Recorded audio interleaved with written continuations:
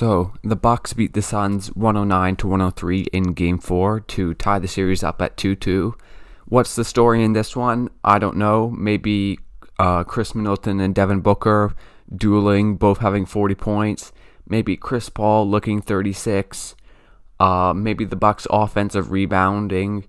I don't know, but it wasn't a super pretty game, especially through like the first three quarters, but the Bucks end up getting it done somehow. I mean, the stats for this game are a little wild. The Suns shot 51% from the field, whereas the Bucks shot 40%.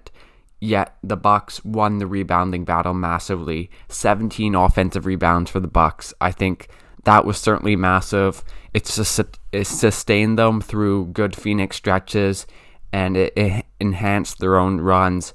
I mean, whether it be PJ Tucker attacking from the corner, not letting Chris Paul off the hook, which he needs to do, whether it be Giannis being a beast or just those sort of fluky ones that fell to Connaughton and Holiday. Those Bucks second chance points were really, really important for them. If we talk about Chris Paul a little bit, yeah, he wasn't good. 10 points, 7 assists, 4 rebounds. I think had quite a few turnovers, has had 15 turnovers in the last 3 games, which for him is almost unheard of, this level of high turnovers, which isn't good. And yeah, he looked a bit tired, looked a bit old. I feel like he was getting to a spot, but the Bucks were doing at least an okay job of contesting most of the time.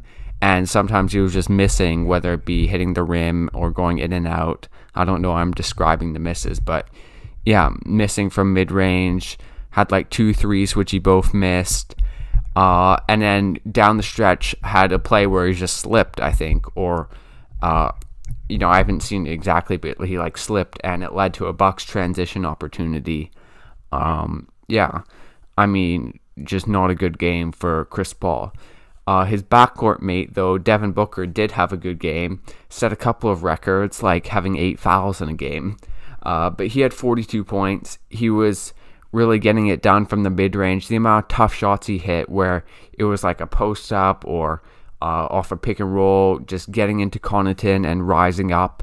A few of those were really, really nice. And without him, the Suns wouldn't have had the lead, wouldn't have even been close, because all the other Suns, apart from Devin Booker's 42, Ayton 6, Crowder 15, Chris Paul 10, Mikal Bridges 7, Cam Johnson 10, Cameron Payne 9, Torrey Craig 4.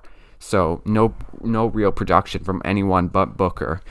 But yeah, he had 5 fouls and had to sit for a section of the fourth. And when he came back in, he had an obvious foul on Jrue Holiday, which the refs didn't call. And then another foul on Khris Middleton, which the refs didn't call. So if the Suns had won this game, there would have been a lot of screaming and a lot of this is rigged, but they didn't. The Bucks won, obviously. But yeah, Booker played very, very well. But just the other Suns, didn't really get it done on the offensive end. That's for sure. Both teams really didn't do too well on the offensive end, especially from 3. Both teams only hit 7 threes each, which is way below par for the modern NBA. Let's get to Middleton now, because I think he was very good in this game. Down the stretch, hitting a lot of tough mid-range shots, got to the rim a little bit, also hit a few threes. He was really the one carrying the load offensively for the Bucks, as Jrue Holiday was not very good again. Had 13 points. He takes so many shots where I just don't believe he has the right to take them, whether it be contested mid-rangers or threes, or the amount of contested layups he misses. I mean, it's getting a little out of hand. I mean, obviously he's a max player and his defense is great, but offensively, sometimes I think he just needs to let Khris Middleton and Giannis run the show, like he did down the stretch. If we talk about Giannis, I mean, I thought in the first half he was not great. Had to leave the game like 3 minutes in because he was exhausted already. I don't know what's going on with that, but wasn't great. But still ended up being pretty good. A couple of the screens he said. Obviously had a massive block down the stretch on Ayton on an alley-oop, and then had also a steal off an inbounds pass for a dunk, which really helped the Bucks out. Ends with 26 points, 14 rebounds, 8 assists. A pretty complete performance from him. And then Pat Connaughton was really the other Buck that stepped up in this game. Played 32 minutes, had 11 points and 9 rebounds, hit a massive three when the Suns, I believe they got the lead to 9 at some point in the fourth, and Connaughton hit a big three. It's just key to have him there without DiVincenzo, with DiVincenzo being out, and Brook Lopez only playing 19 minutes due to him getting roasted in the pick and roll. The Bucks have gone to the lineup of Middleton, Giannis, Holiday, Tucker, and Connaughton. And it's probably their best lineup at this point. Gives them the most versatility defensively. It's a little light on shooting, but guys they make up for it by crashing the offensive glass and really taking advantage and scoring in the paint. I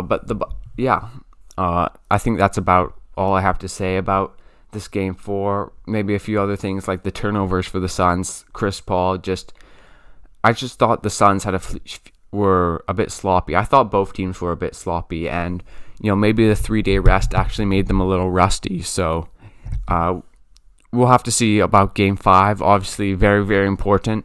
I think the Bucks are gonna win this series. That was my prediction. I think they have the momentum. I think they found a lineup that works, and I think Giannis is the best player in this series.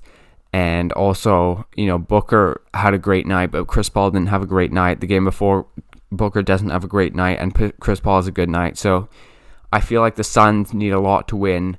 They need good performances from their backcourt, which that is going to happen, but they also need to hit a lot of threes and to find a way to stop Giannis. Because I feel like there's always going to be an advantage the Bucks have with that small ball lineup, how they can play defensively and just tough it out on both ends of the court. So, yeah, we'll see what happens. This ended up being a good game down the stretch, but was pretty sloppy from both teams. So, yeah, we'll see how they look in Game 5. Hopefully, it's a little better just in terms of shooting and limiting turnovers. But anyways, thanks for watching this video, guys. Leave a like, subscribe to this channel for more NBA content, and I'll see you guys next time.